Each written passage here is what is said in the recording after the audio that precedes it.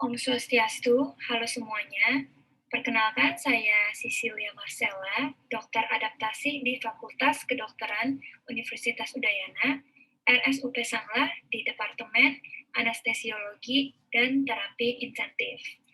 Jadi pada kali ini saya akan membahas tentang perioperatif medicine, khususnya pada bagian preoperatif. Jadi, apa itu perioperatif medicine? Jadi perioperatif medicine adalah perawatan pasien mulai dari saat persiapan operasi sampai dengan pasien pulih sepenuhnya.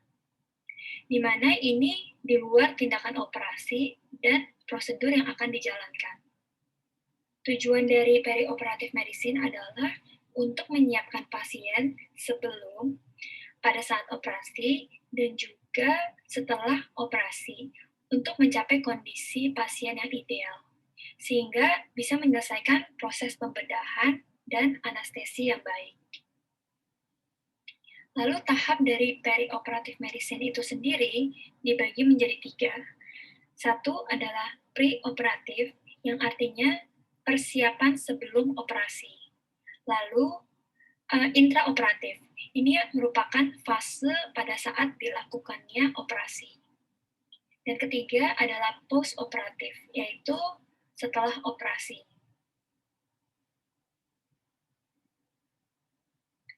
Tujuan dari evaluasi tersebut adalah satu, untuk membangun hubungan dokter dan pasien, di mana agar adanya koneksi di antara kedua pihak dan dapat membangun kepercayaan pasien kepada dokter. Kedua, tujuannya adalah untuk mendokumentasikan kondisi sistem organ atau sisi bagian yang memerlukan pembedahan. Misalkan, untuk memastikan lokasi dan juga sisi yang akan dilakukannya tindakan.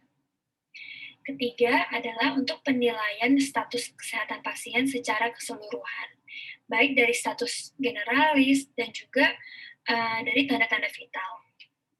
Keempat adalah untuk mengurangi morbiditas atau mortalitas dari perioperatif tersebut.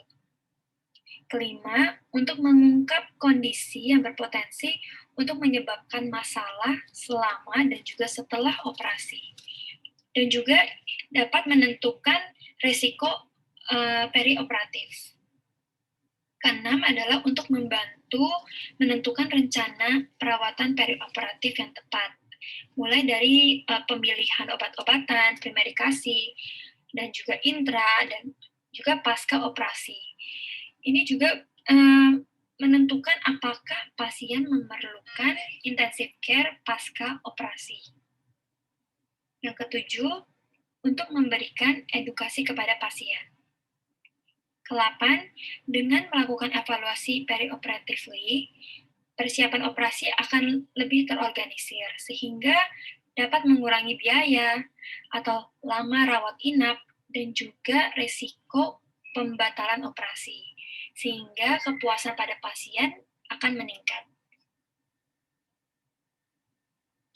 Sekarang saya akan membahas lebih detail untuk preoperatif. Jadi apa saja komponen-komponen dari preoperatif? Komponennya adalah 1, anamnesis, kedua adalah pemeriksaan fisik, ketiga pemeriksaan penunjang, keempat penilaian resiko, 5 informed consent, keenam dan persiapan operasi.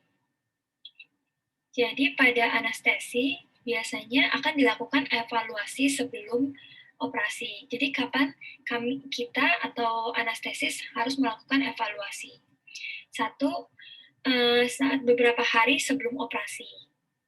Kedua, sehari sebelum operasi.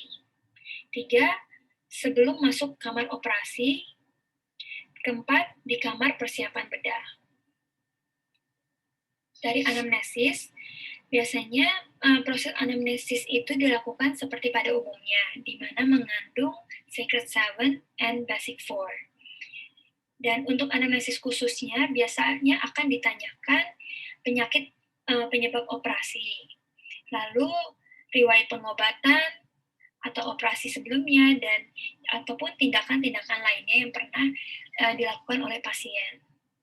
Dan anamnesis umum seperti riwayat penyakit sistemik seperti hipertensi, diabetes, maupun obat-obatan yang digunakan selama pasien memiliki penyakit sistemik tersebut.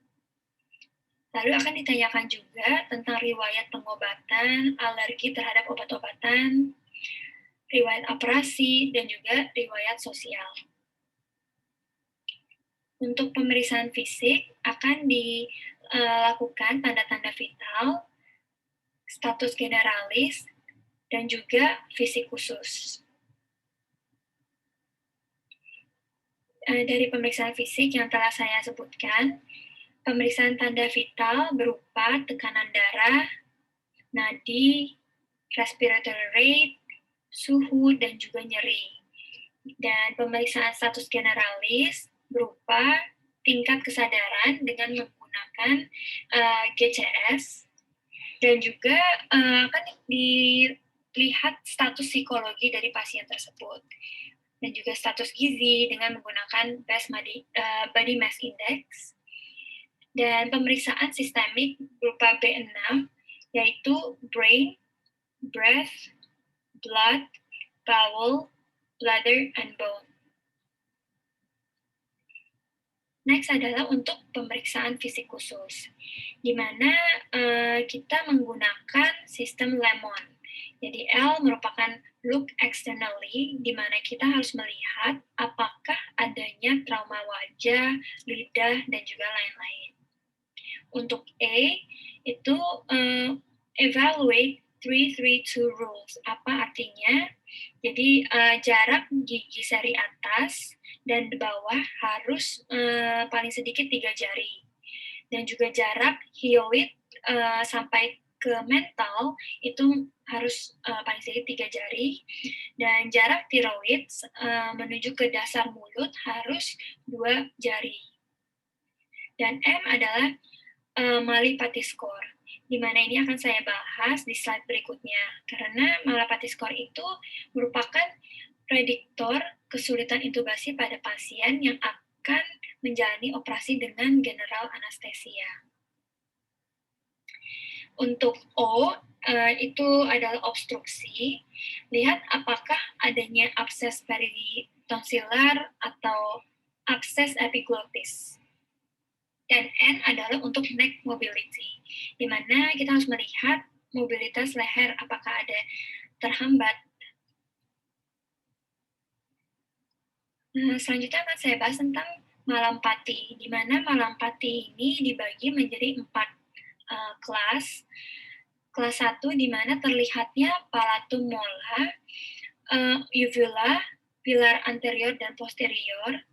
Kelas 2, di mana terlihatnya palatum, mole, dan uvula. Ketiga, adalah terlihatnya palatum, mola, dan hanya sedikit dari uvula. Dan keempat, di mana palatum maupun dengan uvula tidak nampak atau tidak terlihat sama sekali.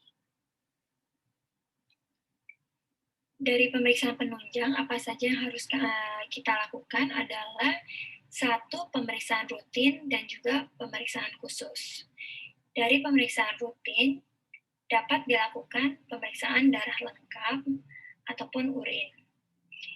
Dan untuk pemeriksaan khusus, bisa dilakukan bila ada indikasi saja, tergantung dari penyakit pasien tersebut. 1, kita bisa melakukan pemeriksaan fungsi hati dan juga ginjal. Kedua, pemeriksaan analisis gas darah dan elektrolit. Ketiga adalah pemeriksaan radiologi, seperti CT, X-ray, dan sebagainya. Keempat adalah untuk EKG. Kelima adalah spirometri untuk pasien dengan PPOK ataupun mempunyai penyakit pernafasan lainnya. Untuk penilaian risiko dilakukan menurut klasifikasi ASA yang dibagi menjadi 1 sampai 6. 1 adalah pasien masih sehat, sedangkan ASA 2 pasien memiliki penyakit sistemik yang ringan atau sedang, di mana bisa terkontrol dengan baik secara medis. Dan ketiga adalah pasien memiliki penyakit sistemik yang berat, di mana itu dapat menghambat aktivitas dari pasien, namun tidak terdapat kecacatan. Dan keempat adalah pasien memiliki penyakit sistemik yang berat, dan penyakit tersebut memang membahayakan nyawa pasien. Dan asa 5 adalah dengan dilakukan ataupun tidak dilakukannya operasi, pasien akan diprediksikan tidak dapat hidup dalam waktu 24 jam.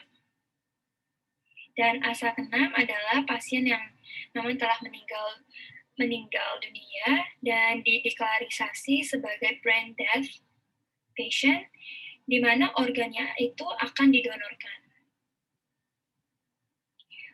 Selanjutnya, kita akan mendapatkan informed consent dari pasien.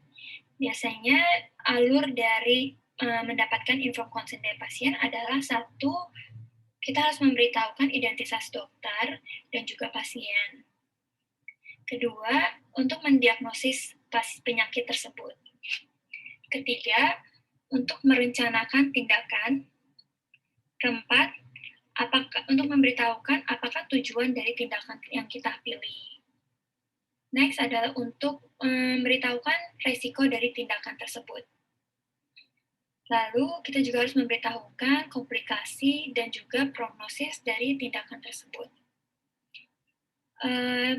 Dokter juga harus memberikan alternatif lain atau pilihan kepada pasien dan juga memberitahukan resiko apa yang akan terjadi. Yang terakhir adalah setelah pasien telah mengerti dari jalur atau alur dari tindakan yang akan kita lakukan atau kita pilih, dokter pilih, pasien akan diminta tanda tangan untuk persetujuan di mana dikatakan informed consent. Dan untuk persiapan operasi biasanya dilakukan persiapan fisik, persiapan psikis, dan juga persiapan medikasi. Untuk persiapan fisik, untuk mempersiapkan pasien secara fisik seperti gizi pasien, kebiasaan buruk pasien, dan juga kondisi lainnya. Pasien juga harus siap secara psikis. Jadi kita harus mempersiapkan psikis pasien agar pasien siap menjalani operasi. Ketiga adalah persiapan medikasi. Pemberian medikasi khusus sebelum operasi. Jadi saya simpulkan bahwa pemeriksaan preoperatif memang merupakan bagian yang sangat penting dalam perioperatif, di mana mempunyai tujuan satu untuk penilaian status kesehatan pasien secara keseluruhan, kedua untuk memastikan lokasi dan juga sisi yang akan dilakukannya tindakan, ketiga adalah untuk mengungkap kondisi yang berpotensi untuk menyebabkan masalah selama dan setelah operasi, dan juga untuk menentukan risiko perioperatif. Baik demikian dapat saya sampaikan mengenai perioperatif, khususnya preoperatif. Semoga bermanfaat dan mohon maaf jika ada kesalahan ataupun penjelasan yang kurang jelas. Terima kasih.